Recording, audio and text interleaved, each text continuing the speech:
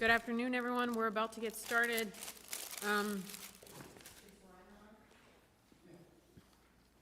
We are going to do a quick roll call. In attendance, we have Tracy, Jill, Cesar, Mark, Murad, and virtually.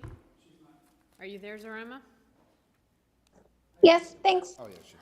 Hi, good afternoon. Okay, we're going to go to public comment. Do we have any public comment today? Okay, we're going to move on to number 3, which is consent agenda items. All items are considered to be routine and will be enacted by one motion. If requested by a board member, any item can be taken off the consent agenda by the chair for individual consideration. We have 3.1, the approval of the meeting minutes from September 9th. 3.2, approval of the accounts payable report from August 1 to August 31, 2024. 3.3, acknowledgement of BCIC staff reports. 3.4, consideration and action on the purchase and installation of an outdoor illuminated sign for eBridge Center for Business and Commercialization in the amount of $8,000 with signs and more, and approval for the following individuals to incur travel expenses. Motion to approve all consent agenda items. We got a motion? Second. Okay, all those in favor? Aye. Any opposed? Aye. Was that an aye or a nay? Saraima? Aye. Okay, Sorry, awesome. aye. Okay, we got it. We're moving on to number 4, which is the BCIC staff presentation. We have the president's update, Corey, and then the year-end marketing update, and then the community development projects report.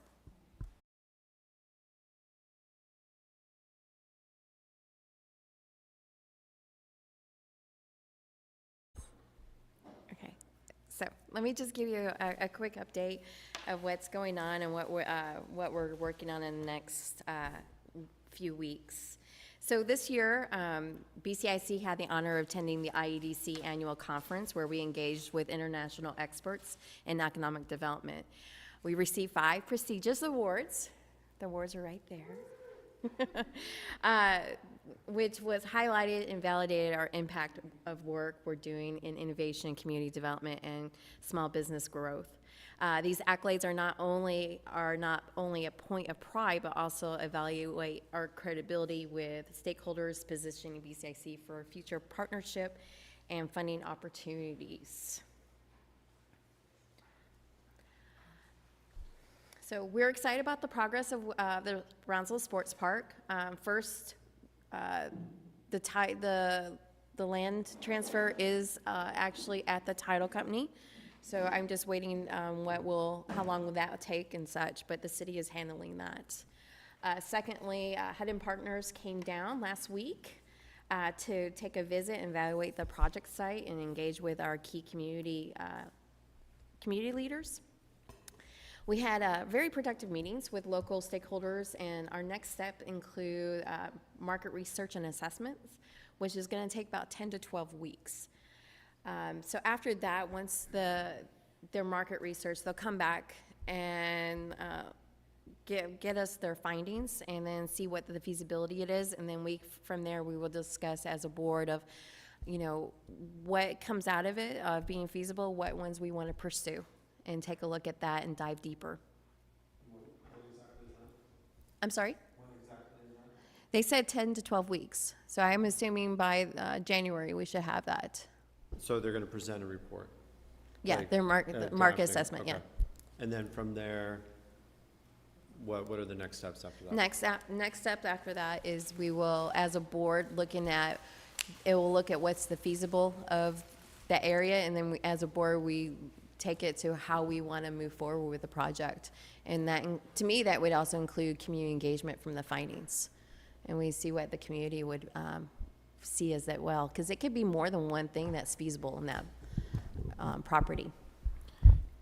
Quick question, is there going to be, and maybe I don't see it there, but there will be like community engagement sessions, or is Yeah, that after the fact? After we get the market accessibility and the feasibility of it, that's when we're going to have more community engagement. This type of round was more for key stakeholders that are part of, the diversity of Brownsville with the project. They've known where it's been and what they see and have some kind of tie-in to the sports park in one way or another. So that's where we had those meetings this past week. Also, our strategic plan also identified, opportunities as well. So it was encouraged by Tracy to, look at our strategic plan to, if they could, save some time, because we've already done some community engagements with that. Any other questions on that?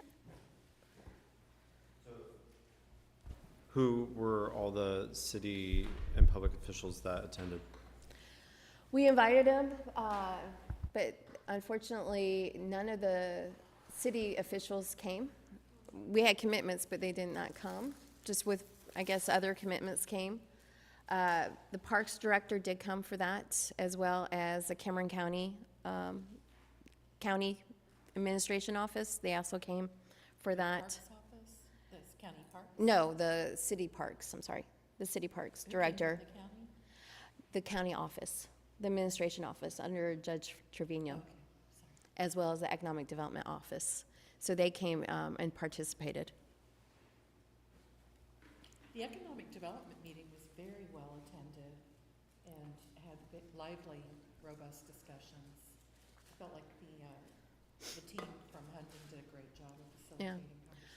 Our first meeting in the morning was with the tourism, and the tourism was really, that was packed. We had a really good turnout for that. We had tourism, we had people who were related to the sports park, like they have affiliation to it. And then we had some people who were engaged when the sports park was first being talked about and part of the community engagement. So it was a really great conversation. A lot of it led to hotel. Hotel was one. Community gatherings, something where they can gather, entertainment. Also, arena was talked about in that space. So Hutton has gathered a lot of information from, from our input, as well as, what their market will say. I did have a question about the public officials. Is there a way we could do a follow-up with the Yeah, city commissioners? they like will. a virtual meeting They're or going to do something? one-on-ones. Okay, good. Yeah, it's really important to make sure that we have their engagement. This is probably more for the Hunden partners. Inject the whole soccer component. I mean, obviously, disclaimer, my boys play soccer on the sports field, but there's a lot of teams coming from Harlingen. Yeah. There's a lot of teams coming from McAllen, because they know that if you want to play in a competitive league, you're going to play in the Bronzo Sports Park. And they're coming, and we see it every Thursday and Friday. Okay, So I think all of that is important. yeah.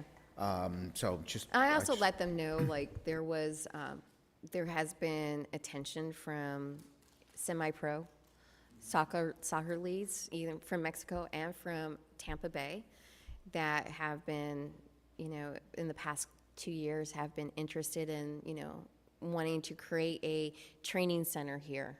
So they know the opportunities, but I'll let them know.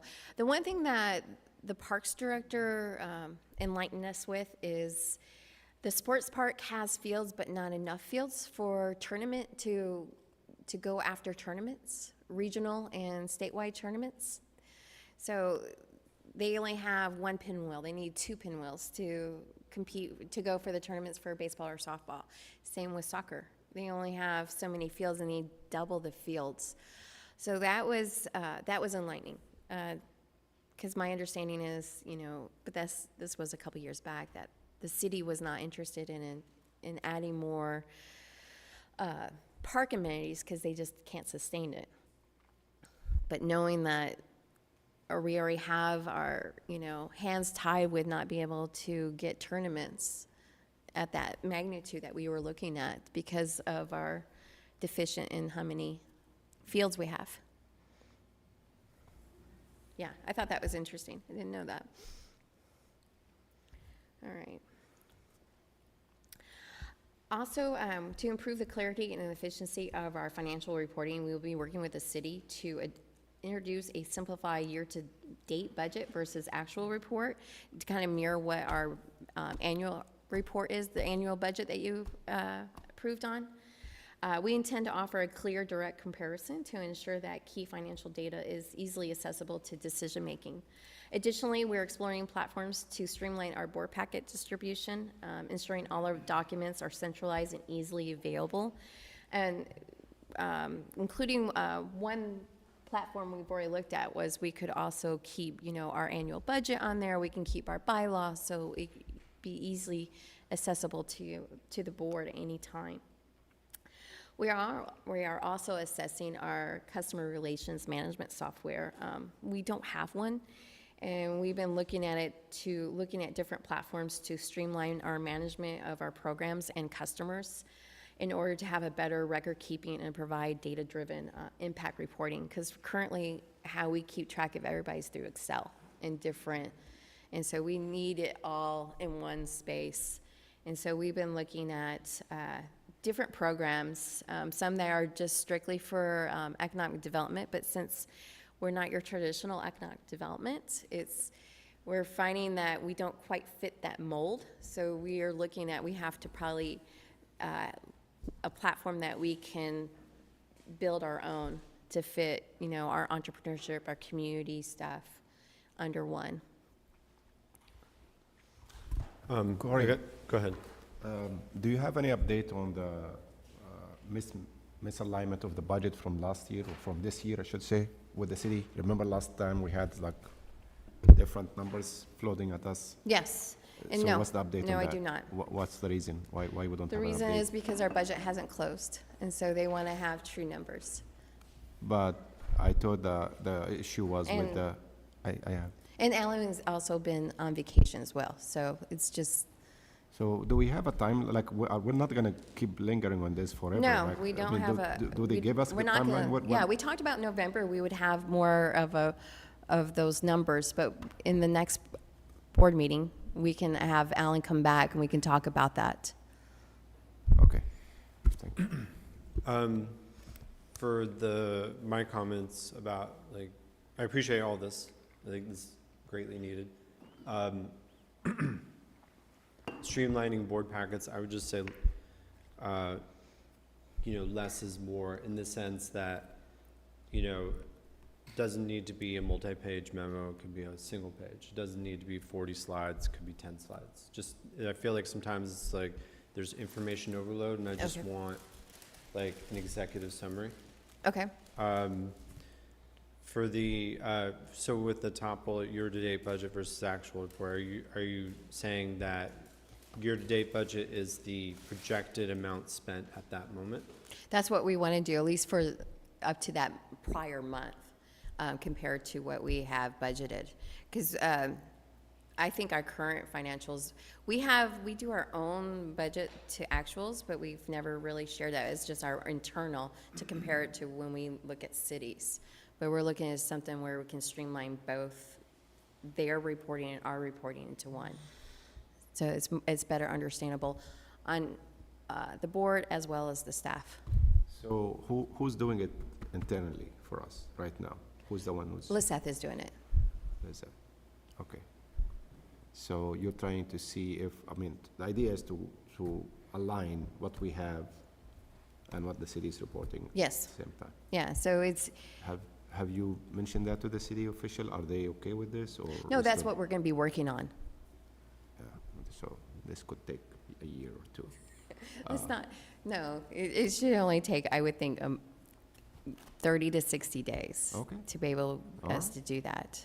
Okay, I hope so. Me too. Okay. Next. Okay, so the next few slides provide a few, but not all of our strategic actions in our plans. I've asked the consultants to create a 12-page summary and simplify our key actions identified in our plan to make it easier to understand and understand the outlook for the next 5 years. The key actions will include clear metrics and key performance, KPIs, to measure the success of our initiatives. These metrics will ensure we stay on track and allow ongoing accountability. Regular reporting to the board will provide transparency on the progress of the projects and allow for necessary course of corrections. The key actions align with Brownsville's long-term vision to become a leading community in innovation, economic diversity, and quality of life. We ensure that all of our initiatives, rather in business development, downtown revitalization, tourism, contribute to the broader goal of positioning Brownsville as a competitive economic hub in the region. A key part of this strategy is to expand our entrepreneurs' access to capital through new funding avenues such as SBA loans, being a CDFI, increasing our, well, we have already begun the angel investors, so that's one thing that we can actually say we are moving forward on, so we're building that platform. We're also looking to creating a business retention and expansion program by investing in the CRM software, which will provide support to local businesses. Encouraging growth in high-wage sectors like aerospace and IT will be one of our top priorities. We're evaluating what programs and partners we need in place to, succeed in that key action. Downtown Brownsville will continue being a focus of our efforts. Our big grants have been highly successful in restoring historic buildings and supporting small businesses. We are currently looking at other community programs to learn how we can further support downtown housing initiatives to create mixed-use developments and stimulate the retail and the dining activity and contribute into the economic vibrancy. One key action that we pointed out was been addressed about the food desert in downtown. We already know that two prior properties will have grocery components. So we're evaluating how big can further ensure the success of these groceries as they will just be starting out. So we want to, we have ideas, and so we want to flesh them out to see what will help make sure that those two properties are on solid ground and we help with their success for the next couple of years. In the quality of life initiatives, investing in recreational spaces like the sports park, improving public amenities like the bus shelters is crucial in enhancing our quality of life, and that's been shown in our plan. So we've already allocated $1.3 million from our budget and $3.9 to the city of Brownsville to look at the quality of life projects, ensuring we continue to build a more connected and vibrant community. I'm working on a list that I will share in an upcoming board meeting of suggested projects and initiatives that we can prioritize funding for. And it's from beautification to community pride, environment, workforce, talent development, technology, entertainment, and recreational. The bus stop, is that part of the 3.5? That was the one that we put under our restricted this past year. It's coming out of our 24 committed funds. When are you going to have the list of the projects? I can probably give you a long list by next board meeting, but a short list. I want to meet with our committee to talk about that and see what their ideas, help me flesh it out more, and see if there's any ideas they have.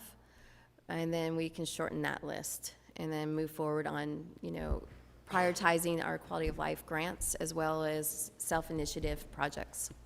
My suggestion here with presenting the final draft of the strategic plan is to start with the quality of life, just for two reasons. First is half of our budget is going to quality of life already by mandate. So that should be, number one item. And also to kind of wave away this perception that BCIC is only about economic development, so, to Agree. correct the narrative, basically. Yeah. All right? So that will be, because right now you go with first, and that's people, assumption is that's what we only do. Yeah. So I will And we also- revise this list, quality of life, downtown, and economic development, as far as the priorities for our strategic Okay. plan. I mean, I know they're all equal. Yeah, I right? do. I understand where you're coming from. Thank you. Thank I just have a quick announcement. I just have to leave at about 5 to 1, but I'll pick this up on Zoom. Okay. Go faster. Okay. The eBridge Center is our forefront of our innovation strategy. So we aim to strengthen the hub of our entrepreneurs through more comprehensive support by building stronger partnerships with surrounding regions, including state and federal partners. access to more capital options, mentor and internship programs, as well as community engagement sessions, and hosting more networking opportunities. The center is prioritizing startups in aerospace, technology, manufacturing. We decided that we need to hone in on more of what will these high-paying dollars will be for our community, and those were the prioritized key sectors that will help us move forward. And to position Brownsville as a leading destination for cultural, adventure, and space tourism, we're going to be working with CVB on a comprehensive marketing plan, leveraging our unique proximity to SpaceX and our rich cultural assets. This strategy will help us increase visitors number, improve the city's branding, as well as support the projects we invested in. So we feel it's important to support CVB's marketing plan, just because a lot of that goes back to what projects we've already invested in. So we want to make sure that our investment is getting the results needed. And if we have to assist by helping CVB, we can do that. And lastly, in pursuit of organizational excellence, we want to focus on gaining our IEDC accreditation and ensuring that our staff are certified in entrepreneurship and community development. In addition, our commitment to developing a community resilience and disaster recovery for BCIC and eBridge Center will further strengthen our ability to support local businesses during challenging times. And I think just with what happened this past week, just shows that we really need something not only for BCIC and eBridge, but also something that we can already have set in place if something challenging comes in along the way. We're ready to plug and play.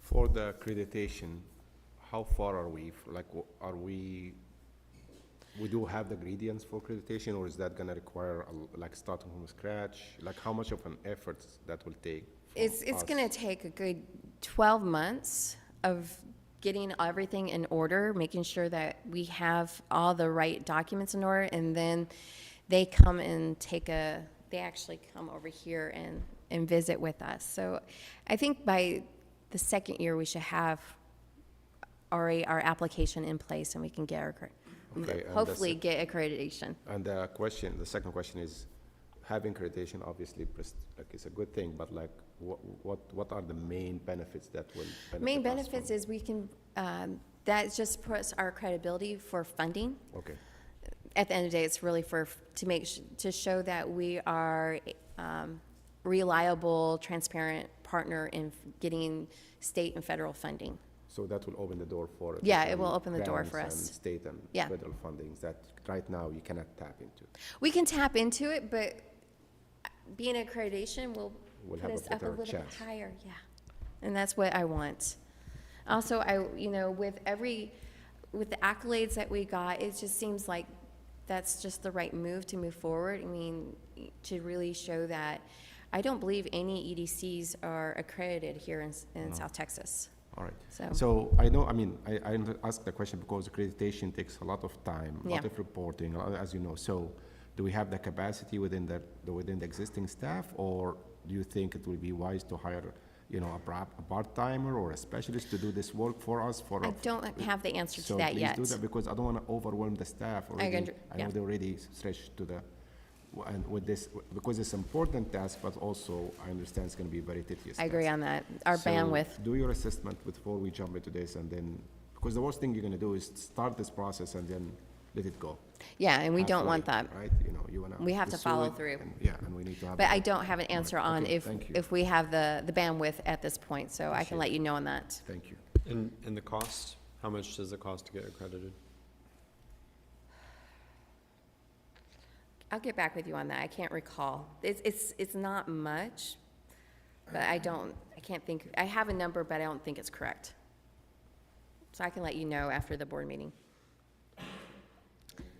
On the disaster planning, are you anticipating that disaster plan will be created internally, or would we require a consultant for that? Internally, I think. Luckily, our consultants has been well-versed in that, so he sent me all his documents for when he created his. And so that's something I think we can do internally. And if I have to lean on other key stakeholders who have maybe already, like CDCB, who's already doing theirs for their housing, then I can use them as a guidance to see. But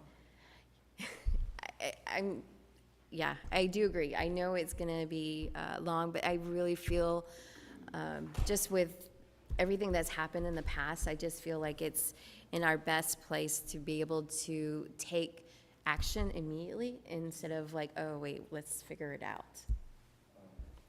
Sorry, I just remembered one last component that is missing from all, are you done or is there more? Yeah, I'm done. Okay, sorry. And these are just short of all the 120 plus. Okay, and I don't know where to add that item, but I think it's under the quality of life, because quality of life is not just about giving money, but also strengthening the communication and networking among the local entities. Yeah. I think the public relations and the communication with the nonprofits and all these meetings that we have been talking about for Yeah. a while now, I agree. that need to be something that is going to be done on a regular basis. So it should be maybe under the quality of life, because, the more you communicate and interact with the local nonprofits and Yeah.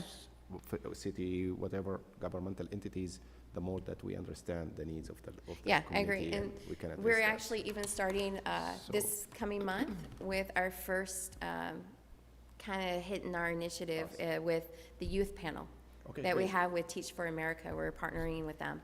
So that's just, we do know. And Yeah, but it's not reflected, so I don't want you to lose Yeah, that. These important things that we need to do, and we are about to start. yeah, So just community keep that- engagement is going to be one of the key, not only when we release this, but continuation. And nonprofits was on that, how we can strengthen the ties and what can we look to, or how can we be the facilitator All right, so for whether those it's one nonprofits. its own bullet or it's under quality of life. It will I- be I their feel own it's okay, bullets. either or. I think Yeah. it's under quality of life would be fine. Thank you. Yeah, but I totally, I Googled the fees. It says here, it's based on your budget, and it says it's so basically $12,000 to be accredited, and then reaccreditation's about $7,000 every 3 years. okay.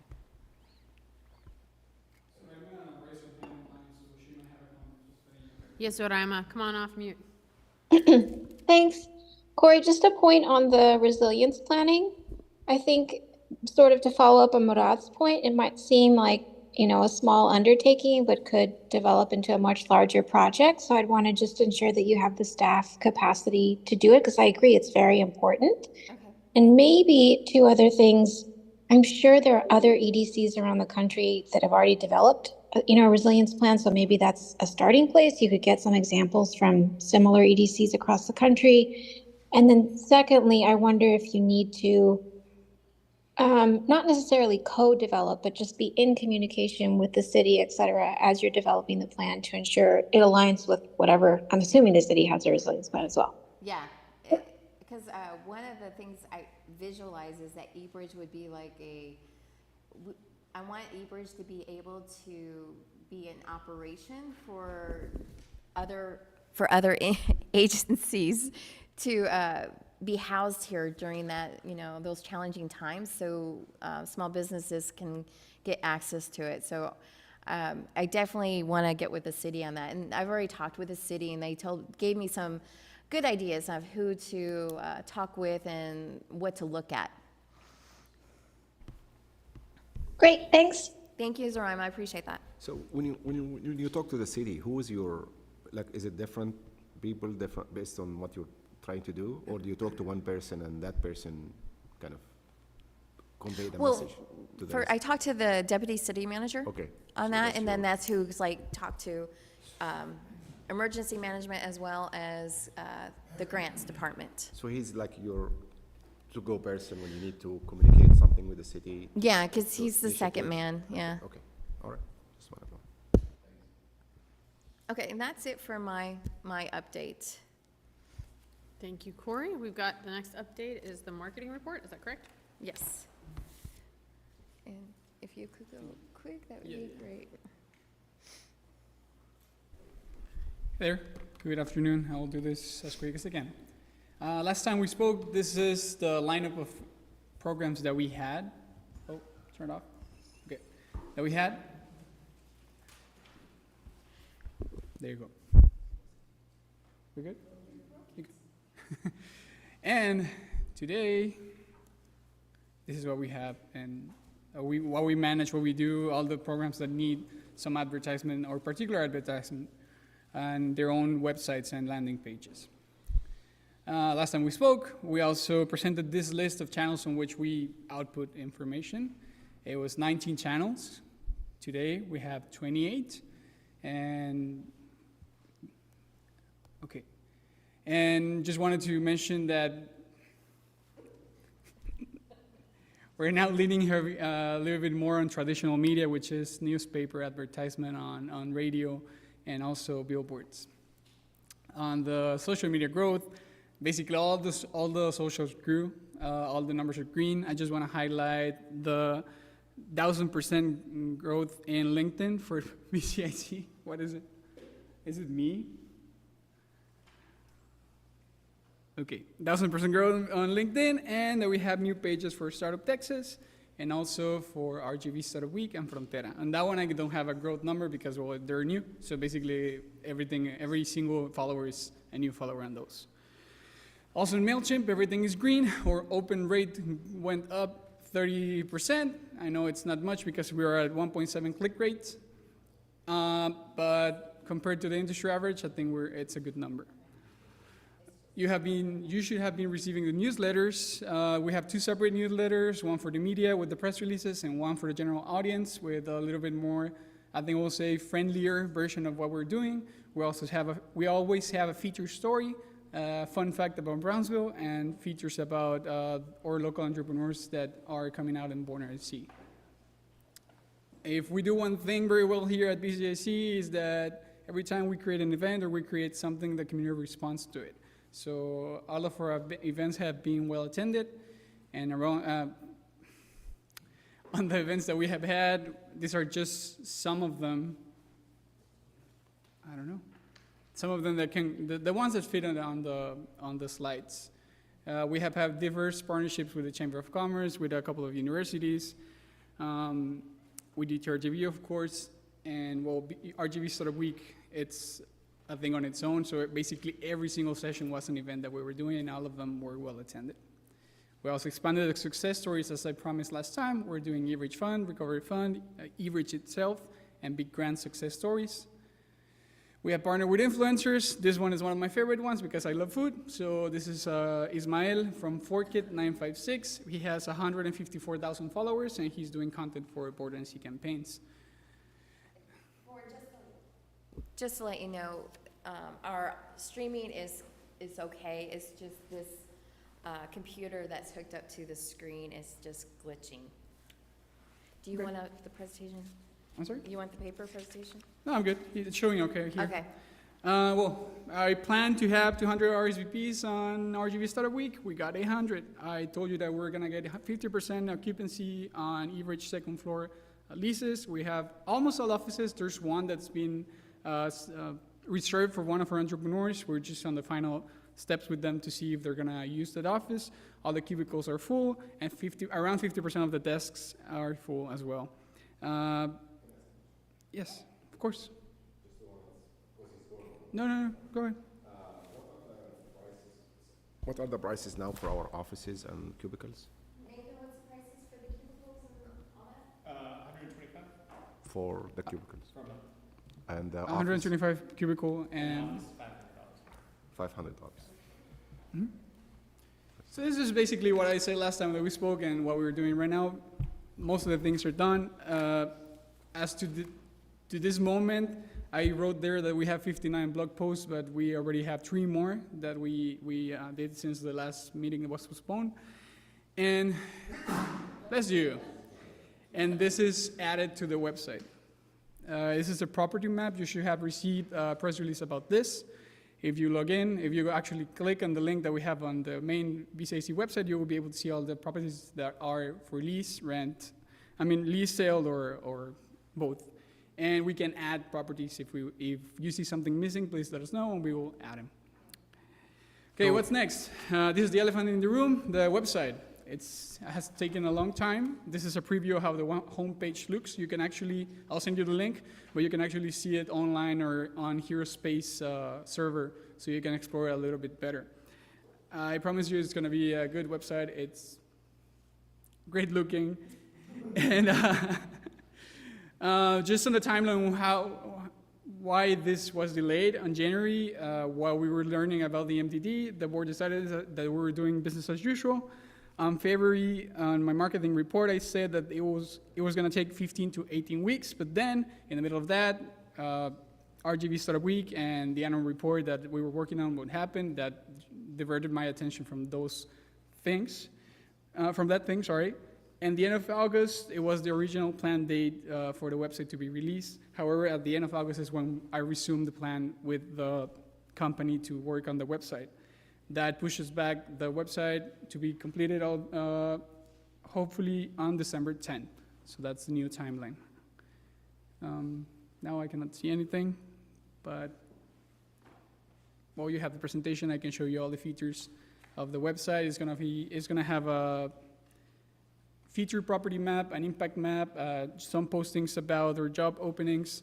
Also, it's going to have a branching quiz. So if you're an investor, you're a visitor, you're a resident, you can ask questions, and it will guide you through to the appropriate program that you can use as a user. It could be a loan, it could be a grant, it could be Border NC, it can be many things that we offer as BCIC. We have a bunch of events coming up. You have them all there on your presentation. And I wanted to show a video, but, well, we cannot show it right now. It's about small business owners in the region. There are some features that we're doing on TV with Spectrum, and they basically promote the small business at the same time with the talk how BCIC has helped them. We're expanding the quality of life, the success stories to quality of life as well, and also the Spectrum videos are gonna talk about the quality of life projects as success stories. And, well, things that we learned along the way is that we need to prepare better for summer and prepare a campaign to help our local businesses before the summer starts, so they can have they won't experience as much loss in traffic as they did this summer. Don't sleep on traditional media, as I mentioned at the beginning, leaning on local media, radio, newspaper, and TV. Annual reports take a long time, something that we learned, and due to the feedback that we received from IDC judges, I think we may switch the annual reports to every 2 years. That doesn't mean that we're not going to do anything in between, but at least the impact of our projects might take up to 2 years to show, or maybe longer, so that's why we're extending the timeline on an annual report. And lastly, the website is still the #1 source of information according to the IDC sessions that we attended this last time in Denver, so that's why we're focusing heavily on having a very robust website. And yeah, I wanted to show you a video, but that's what I can talk about right now. I feel like the annual reports probably take a long time because it's like. Sorry. I feel like, I'm guessing that annual reports take a long time because you're like formulating them from scratch, right? Is that right? They're not, I feel like part of what you were saying in your report about, streamlining the financial reporting and the project reporting could funnel into that, right? So it's like if you have monthly reports, it could just be annual right there, and then maybe just some description, some reflection. A few feedbacks that we received was the judges liked the idea of doing every 2 years, because it wasn't our intent to do 2 years, but it was, because it was 2022 to 2023. They liked it because it said you can actually show the impact of the projects, because hence if you're in a year, it might not even be complete yet. So we're taking that as a sign of that's probably what we should do, so we can see really show the impact. But like Nelson said, with your remarks, is we still want to do something annually, but not as robust as what we put out this past year. And also the CRM that we're planning to get will help enormously with this, because we will have a tracking of every single entrepreneur or community organization that falls into our pipeline. So we will be able to track how many times we have called them, how many projects they have Yeah. developed, how much money, many things that we will be able to use for the annual reports, or That's- reports in general. That's what the CRM program is gonna, that's what we're looking for. All right. Also to point out, part of the reason why the annual report won an award from IBC is actually a lot of the comments for that it was a two-year annual report, as opposed to just one, so that you could see the economic impact a lot better. So this year's was already included in, that report, or you had started on it, so there's already Mhm. a segue there to include 23s and 24s. So, yeah, we're gonna do something in between. I'm thinking about maybe a compilation of success stories of all kinds in a book, and that way we can put something in between the annual report years. But I'm open to ideas as well if you have any suggestions. Not suggestion, I just have a comment again. I'm always worried about burning out our staff. Nelson, this is great. And I've been noticing that, the involvement of our marketing and branding and all these newsletters and stuff that we have been receiving is great. And the website itself, I mean, I know it's in the process, the report is big thing. So again, the question to you, don't go to Corey, come to us. I need help. Or are you okay? Because I just heard it right now. You were anticipating that you're gonna finish the website on this date. You got distracted with the, I'm not saying it's not a valid excuse, but that's what's gonna happen. It's not gonna end. I know. Right? So please be true to yourself and to your supervisors and let them know that I can do this much with, with my time, and I need help with this and this. Because guess what? As a board, we're gonna keep asking the questions about where is it? You told us you're gonna do this, you're gonna do that, where is, I'm saying, so before you take on additional tasks, sit down, wait what you're trying to do, all these tasks that you have ahead of you, and see if you are able to do it or not. If you are, great. If not, let Corey know, and so we can address that, because we want all of this and more. Thank you so much. Okay, thank you. I also want to acknowledge Rudy. He came into BCIC in maybe the busiest time of this year when the week of RGB Startup Week. So he's been a great help to us. The best time to bring everybody. Trial by fire. Or run away. Okay. Nelson and Rudy have done a fantastic job of, taking BCIC's marketing to the next level. So I really appreciate both y'all's hard work in doing that. Okay. The video is on. Do you have a minute to watch it? Should we keep going? Yeah. Okay. Just a preview of how the success stories will look like. The story behind the restaurant's name is originally back 70 years ago. It did start off as just an oyster bar. My great-grandfather would be kind of working the bar. My great-grandmother would be in the back shucking oysters. Our signature dish is the fried shrimp, being passed down from 4 generations, the same recipe. Our favorite thing about being a local business here in Brownsville is just the long-lasting history and heritage in the community. Without the help of BCIC, we wouldn't be able to maintain this building, as it is very old and very historic here in downtown Brownsville. And it means a lot to be able to continue and thrive as a family business here in Brownsville. It's a long-living tradition here, and it's very humbling to say that our family has, again, over 70 years, kind of made it a tradition for other families to come here and enjoy good quality seafood. My name is Brandon White, My name is Justin White. and we are small business owners in Brownsville, Texas. Great guys.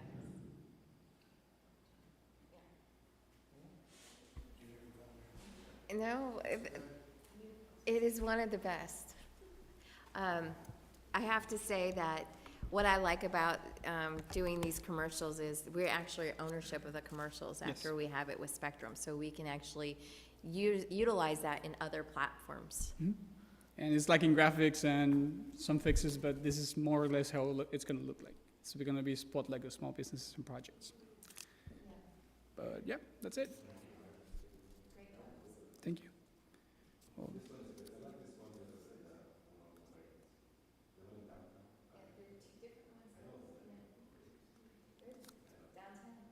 alrighty.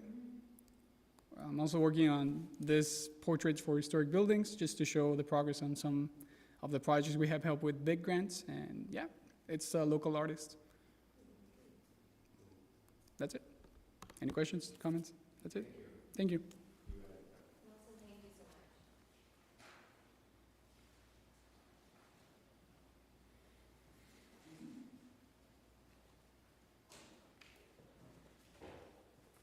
Hi, good afternoon. I just want to say it's been a great 2 months being part of this team. I came in at a time where basically end of fiscal year, so it's been taking on this project for this presentation has been a fun ride, to say the least. So I'm going to do the community development programs update. As we know, for the past year, we've had 3.3 million total awarded in quality of life grants. With 11 active projects, 12 in total, one being already complete, which is the Dean Porter Park for the installation of the Amelia Earhart statue. In partnership with the city, we do have 4.2 million committed for the 9 projects. We have already reached out to the city, that way they could submit the 3 pending projects for 25. That way we could have, abide by the state statute and have a good overview of the agreement and the paperwork.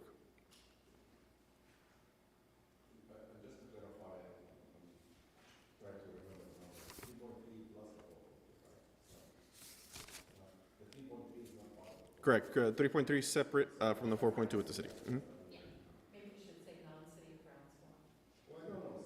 It's great, it's all good, but it just, yeah. So I just wanted like $7.5 million worth of quality of life, which is great. I mean, it give me, I'm proud of that. I'm just want to make, I think, again, the messaging should be like We deliberate. put out $7.5 million Exactly. in quality of life Which projects. 3.3 grants, 4, and then 4.2. Right. Messaging, it's all about the messaging. I think that's what's been kind Thank you. of unfortunate and also unfair. So I wanna defend that with facts, basically, and numbers. Thank you. Going into 2025, the outlook, we already have 11 submissions already on our wait list. Once the new cycle opens up, we will be notifying them that we are open, that way they can submit their applications. Quarterly reports are already going to be due October 5th for the 11 active projects, as well as for the city. I'm happy to say that we've already received some reports from the city, Gladys Porter Zoo, Good Neighbor, Down by the Border, and Brownsville Wellness Coalition. Additionally, Down by the Border and Brownsville Wellness Coalition already submitted some pictures of their adaptive sports league and the garden, respectively. I've already sent them to Nelson, that way we could do some marketing pictures. Mr. Sarate, we spoke during the meeting with Hunden last week, extremely grateful, very excited.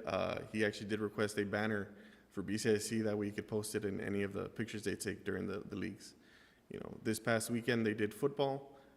They will be doing, I believe, bowling, volleyball, softball, and a couple other sports in the next few months. So he is very excited, and he's, like I said, very grateful for BCIC. And Down by the Border is one of the biggest nonprofits here in Brownsville. Yeah. If I could add, he also said that because of our assistance with funding, so he was able to accept more participants in the program, because before he was very limited, or he didn't have the capacity to do a certain sport. So with our assistance, he's been able to open it up for more participants, and they're free to them. And then his partnership with the Wellness Coalition too, because they provide healthy snacks. Correct. So it's been a really good community effort. As far as best practices to strengthen the guidelines, I'm going to be working with Corey to see what other EDCs are doing as far as quality of life. I think it's important to, leverage the fact that they attended the IEDC to see what others were awarded for, what they were recognized for. I see that as an opportunity to reach out to them. They are still partners. That way we could bring some of those opportunities here to Brownsville. And then also working with other EDCs here in Texas, asking them what successful projects they had, and leveraging that as well to make some changes here.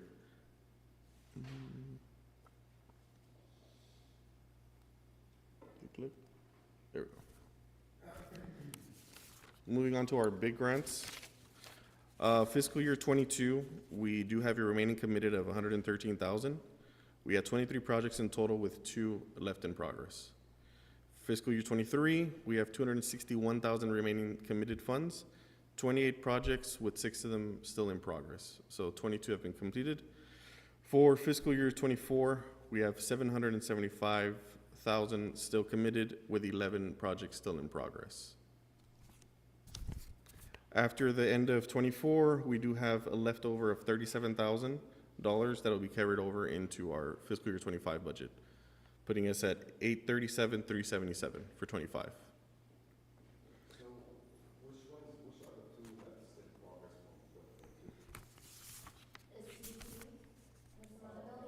And Gustav Homes. And the one on 9, St. Charles. yes, 955 East St. Charles. Almost complete. Right across City Plaza, the really big one.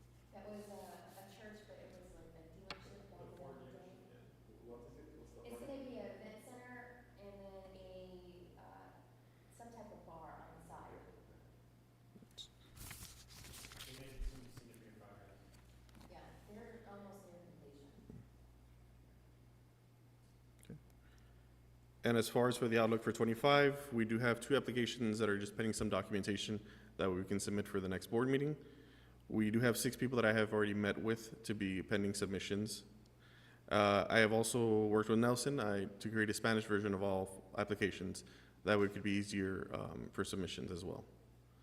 And same as the quality of life, it's, researching similar grants and similar programs that others have been doing.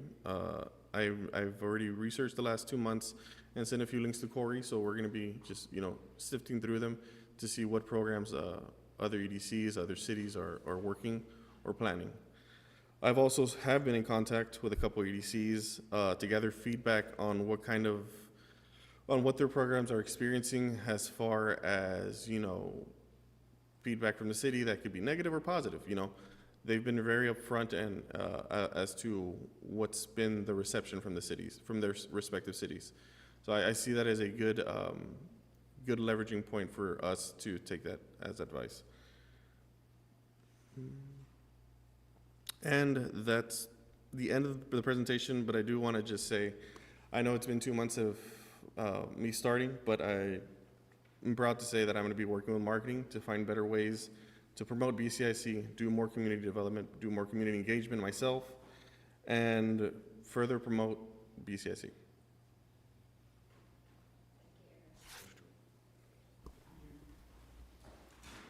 I don't know who's next. Okay, next. Okay, number 5. Okay, we're gonna move on to item number 5, which is consideration, sorry, my mic on, let me start again. Item number 5, we're gonna move on to consideration, action, and acknowledgement of the August 2024 financial report. All right, board, the city of Brownsville couldn't be here today. They had already scheduled a training session for the day.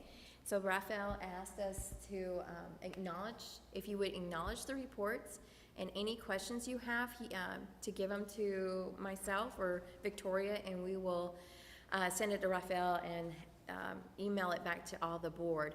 But just basically, I want to point out that our total fund balance as of the end of August is $15,620,000. Unrestricted is 2.7 million, so we still have another month to add to that. And committed and assigned are basically from what our quality of life and our entrepreneurship programs have been. And then the restricted, the 53,000, that comes from what we allocated, the 3.3 million for our debt service. So we actually saved 53,000, so it went to restricted on that. It's just, I actually don't have why it wasn't restricted instead of unrestricted, why it went to restricted. We can find out. And then here is the fund balance of a bar chart. And then where we're at in revenues, we're 112% over budget, and on expenditures, we're at 60%. And then on our sales tax, to date, we're at 5.4 increase, which is over 328,000 from what we've budgeted for 2024. So we're at 5.9, and that's what our annual budget, that's what we put for 5.9 for our annual budget, and we are very gotten to that, and we still have another month of reporting. And that's it for, so if you have any questions now or questions you can think of, send them to myself or Victoria, and we'll send them to Rafael in regards to the financials. Any questions? No, just a comment, and just to kind of, to Murad's point, I guess it is important we clear up a lot of that inconsistency, and maybe Alan is not the right person to bring in, maybe somebody more on the true finance side. I know he oversees it, but I don't think he does this on a daily basis, and I'm sure we respect his opinion, but, you know, somebody who's actually does it on a daily basis. The finance director, Right. yeah. And also, not related to this specific, can you bring the budget for 2025 next time to just refresh our memory of what exactly has been, like what we're going to be looking at next year, Yeah, or this coming year, I should say? Thank yes. you. Thank you. Okay, motion to acknowledge. We've got a motion and a second. All those in favor? Any opposed? Okay, motion carries. We're going to go on to number 6, which is discussion of possible action on establishing a recurring date and time for BCIC's monthly board meetings. I'm going to turn over to Corey. The reason we brought this up to the board is I know, thank you, Nelson. Thank you. The reason we brought this up to the board is one, to clarification, because we don't have a set in any of our minutes in the past few years of when we have a designated meeting date. And on our website, we have the last Thursday of the month.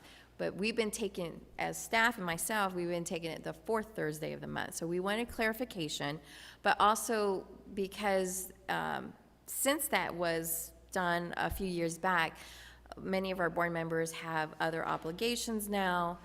And so we wanted to revisit the date and time, as well as we wanted to propose our dates, or our meeting dates, from going from 12 a year to 10 a year, and taking December and June off, just because we found that both those months are very hard to find a quorum, and because I know of work and personal, responsibilities, obligations. And so we have actually put a calendar up here for October. And we do have the 1st and 3rd Tuesdays of the month it's on a Friday, it should be on a Thursday. It says Friday, yeah.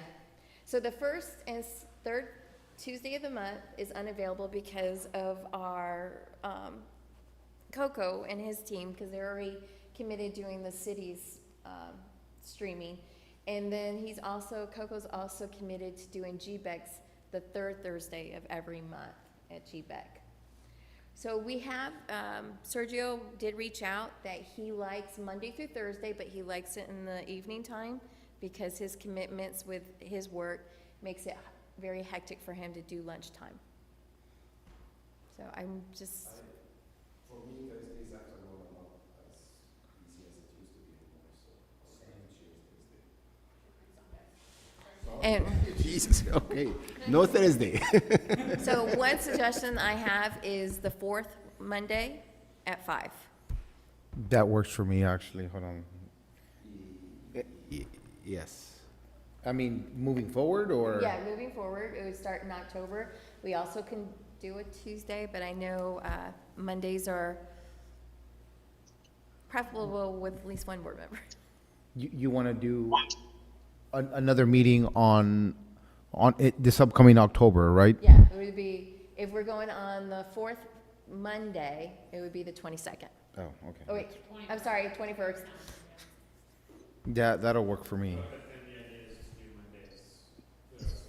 Yeah. Mark, Zoraima? Yeah, so can you hear me? Yes. Yes. I don't have any problem with Monday. I just would imagine it's gonna fall on holidays quite frequently, and then you got people doing 3-day weekends, even when there is no holiday. I think it needs, if it was like Tuesday to Thursday, you're gonna have a higher chance of, of a quorum, and then I prefer 5 p.m. And I also say I think we should just hold to monthly, like have 12, and if we need to cancel, we cancel.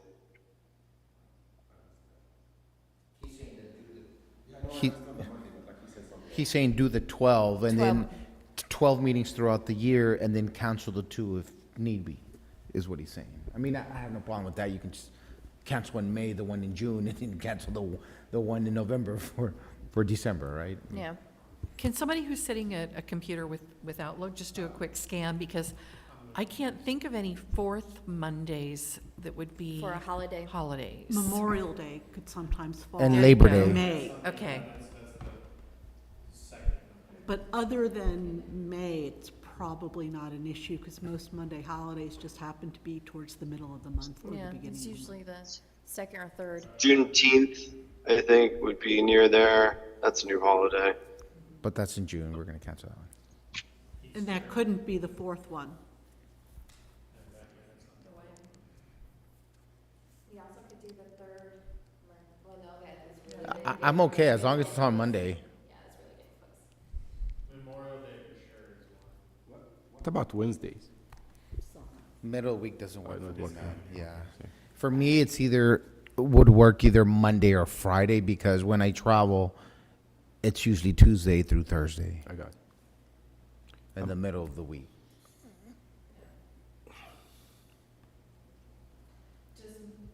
Does making it the last Monday solve the holiday issue or no? No, not for me, it doesn't.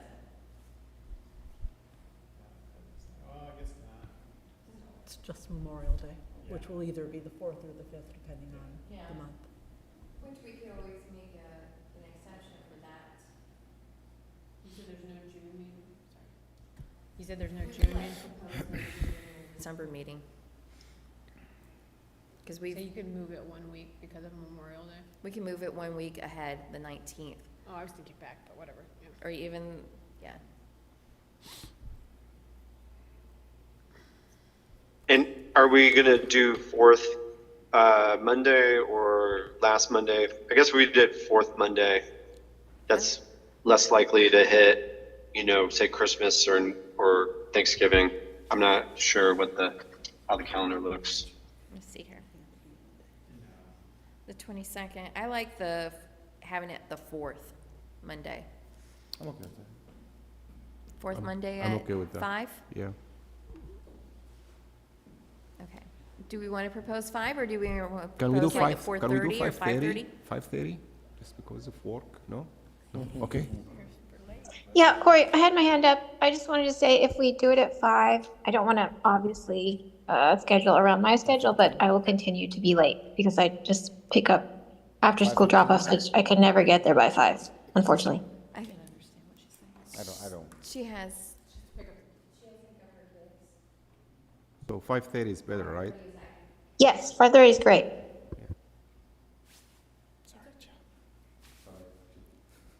I just have another thought of how to, and we can talk offline, Corey, about how to organize the time better so that we're not like letting the meetings draw out. So I know, Agreed. I can talk with you offline so that we can, can we try to keep our meetings within 2 hours? yes. Okay. That's, hour and a half is our goal. Yes. Yeah. Okay. And just to kind of reiterate what Joe's saying, I agree. I think as a board, we need to make more of an effort to, if we do have an any questions or we want to do a deeper dive, well, then we can call Corey or Nathan or whoever program it is and, you know, kind of set up a call before that so that when we get to this meeting, the majority of our questions are answered at this point and we can kind of streamline the Yeah. process. And I can do a better job reaching out to each of the board members as well.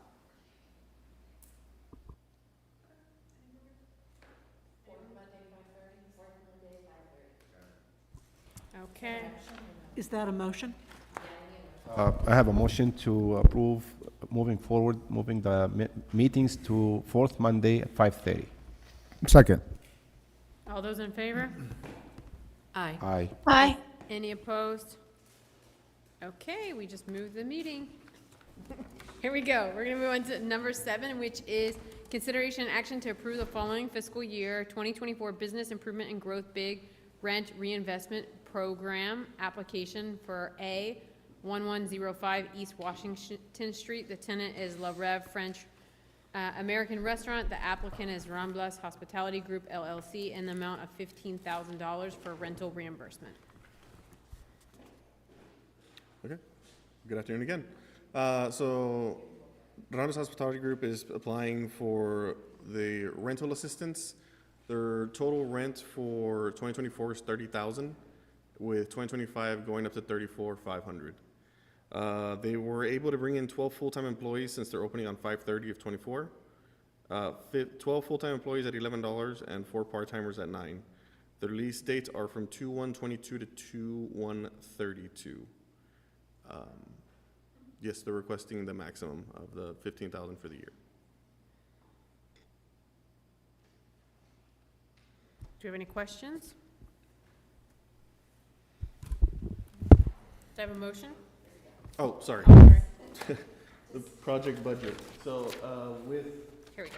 with the leftover funds that we have in '24, it's $837,377. We have nothing awarded yet, so that would be 15,000 off. That would put us at.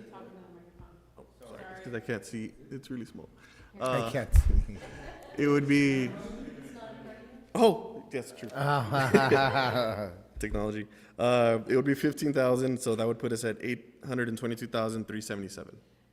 Just to let you know, this is the start of the new fiscal year 25. So like Eric was saying, we have 37,377 that we're gonna roll over from this past year. All right. I really wish you had brought this budget. I know we saw it last time, but there was a discussion, and when we go back to the city and all of that, so it would be great to see all the items, allocated funds for all the different programs, okay, in the next meeting, because I can't remember what we have allocated for each program at this point. But I trust your word, because that's very odd number, 8. Why we have? 800,000 for big, for this upcoming fiscal year starting tomorrow. And we did, with all the projects that we funded in '24. Oh, so this is a balance of 37,000. okay. Rolled it over. Okay, so that's the rollover. Yes. I'll make a motion to approve. Second. Any additional questions? Okay, all those in favor? Aye. Any opposed? Motion carries. Item 8, which is consideration and action to approve the following fiscal year, it should say fiscal year 2025, right? It should, that's correct. Okay, so when we make a motion, That's just what make threw sure me that off, it's to 2025? Yeah. Thank you for catching that. Business improvement and growth property improvement applications, it's A 832 East Adams. The tenant is Dulce Bogadita, I don't know how to say it. Bodeguita. Bogadita. Property owner is Solaris Management Solutions in the amount of $60,000 for standard rehabilitation.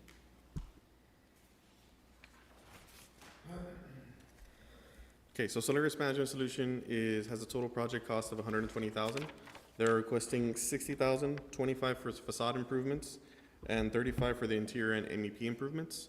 The project scope will be facade renovations such as new signage and beams to support the structural integrity in the front of the building, and then for the interior would be electrical, plumbing, and walls. End use, they already have a lease agreement signed with Dulce Bodeguita. It is a commercial retail space, so they will be selling furniture, and home appliances. Their lease is already set up to start October 1st, actually, from 2024, ending in September 30th, 2027, and they have been in business for over a year and a half. The completion date is supposed to be mid-October. You said they have been in business for a year and a half. They had a different location? Yes, it's a Okay. couple streets down, and they do most of it online, so they're looking to settle into a space that's more formal. That way they can have customers coming into their location. Mm. And so, Solaris they got their permit, I'm gonna say, the beginning of September, so they already submitted their application, and we encouraged them to start the project. And just be aware that, funding's contingent on board approval.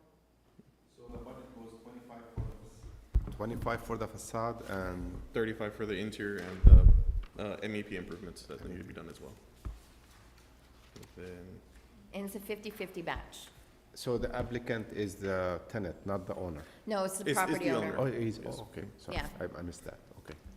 for the project budget, So with the 15,000 included that's already been approved, that we have current balance of 822,377. If the 60,000 were approved, we would be at 762,377.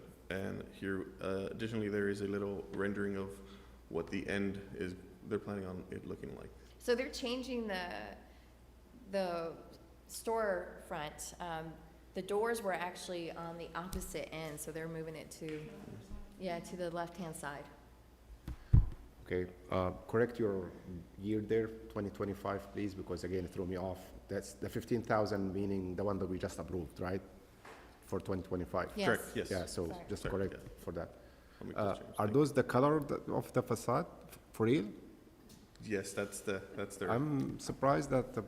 I don't like it either. Historical preservation approved that, but okay, go for it. They're usually very picky on the colors.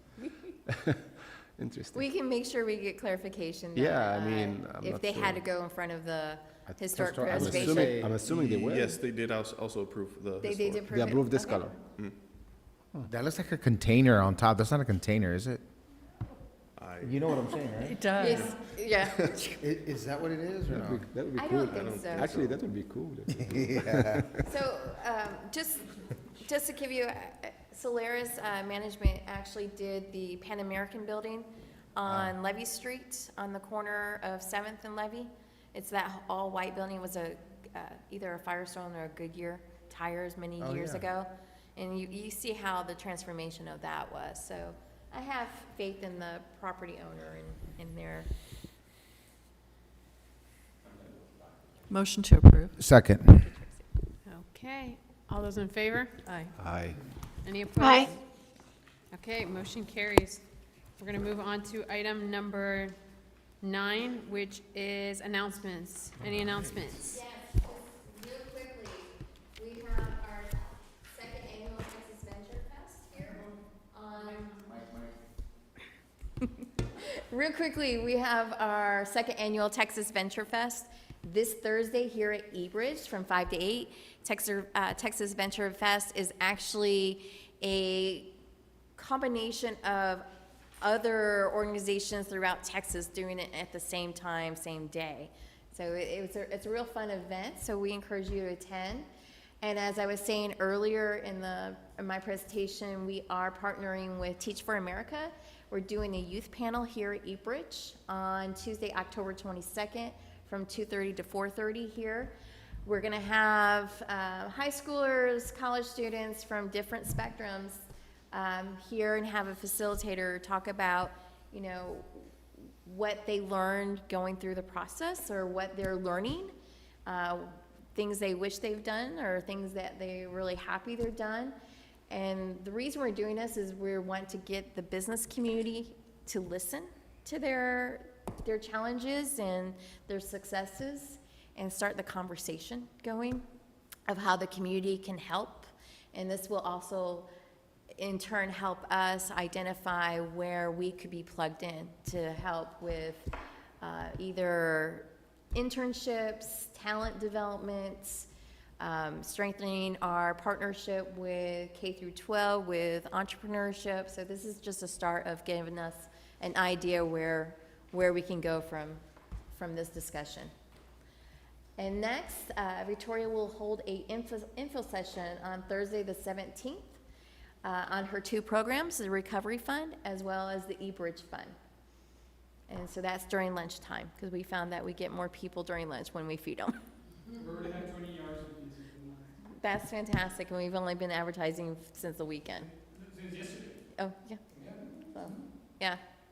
So, and then we'll keep you posted, because it seems like we always add more events that we're hosting weekly, so we will keep you posted on that.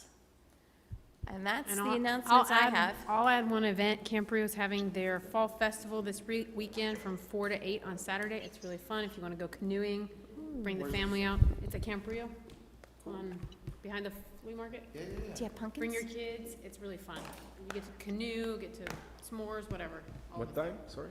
4 to 8. On 4 to 8, Camp Rio, this On- Saturday. This Saturday. This Saturday, the 5th. Is that 5th? Yeah. That's fantastic. Can you send us a flyer? Yes, I will. I have Yeah. it. Yeah, I'll send it right now. Yeah, please. I'm genuinely interested. Yeah, it's really fun. And we'll find out Before you about, jump, I have a question, or I have a comment. Yes, go Can ahead. can you hear me? Okay. Yes, we can hear you. I just wanted to gauge the interest in the board on how they would feel about an item next month for like transparency. And what I'm thinking about broadly is, like posting the packet on the website with the link to the video, the live feed. Sorry, I'm doing this while I'm driving, so I'm gonna pull over right now. Post the draft meeting minutes, because what I've seen from other governmental organizations like the city and Paseo de la Resaca is that they have like a really great, they're very open about presenting information to the public about what they're doing. So they have the link to the live feed, they have the minutes from previous meetings, they have the packet, they have meeting minutes for committees, they have also their budget and their, if they have audits, they have audits on there. So how does the board feel about something like that being crafted for next month? I mean, I'm okay with posting the minutes, the meetings minutes, which we already have, I right? think he's talking about our whole packet. Well, yeah, so the meeting minutes, I don't believe are posted. They are in the Yes, they are. pack. Yes, they are. They are. Okay, but And not the agendas- committee. And the No, the agendas, committee minutes are not posted No, because but- it's something we don't take to the board. It doesn't say in the bylaws. We just keep record, but we don't take it to the board. Right. I mean, I think that they should be. no, I they mean, shouldn't. No, because committees discussion usually are, sometimes gets very, detailed and private. I mean, this is, the final minutes, and the video, I'm okay with the video being posted also of the minutes, of the meeting, because some entities have that, they have the videos and they have the minutes, right? And we do have both. So, This can be an All- agenda item on your next meeting yeah. if the but board all the wants to other- discuss it. All the other behind the scene work, that's usually is not, it's not posted because the committees are basically the process toward we get into the final decisions. So. And there's no that's my action thought. taken in the And there is no committee. action taken on these committees. So, right. Right. And, I mean, it says in the bylaws you can do the Text and Open Meetings Act with these. So that means, minutes will be recorded for a regular session. You can go into executive session if you want. That's an option. It's in the bylaws. I find frequently that as a board member, I'm, frequently surprised that there were committee meetings and there were, 3 board members meeting and discussing something that I had, like, I feel like I get blindsided. So I think it's always good, you know, to loop in the other 4 board members. Other entities, other governmental entities do this, right? They even have live feeds of their committee meetings. So it's, you know, I know that, I understand what you're saying, Murad, about like, you know, there may be like discussions you don't want to have in public, and that those could be taken in executive session. I do think that it would be helpful for the rest of the board to be looped in on, you know, those meeting minutes for other committees. We're losing a quorum, but we're losing a quorum, and if we're going to make, for the discussion, it can be an agenda item on the next meeting agenda. Okay, thank you, Mark, for the feedback. I think we'll add this as an agenda item for our next meeting to discuss more in depth. I think you bring up some really good points for discussion. Does that sound good? All right. Yep. Okay. We're gonna move on to, any other announcements before we move on? Okay, number 10 is adjournment. A motion to adjourn the meeting? I move. All those in favor? Aye. Thank you, guys. We did it, 90 minutes. Congratulations. Thank you, Mark. Thank you, Zoraima, for joining us. Thanks.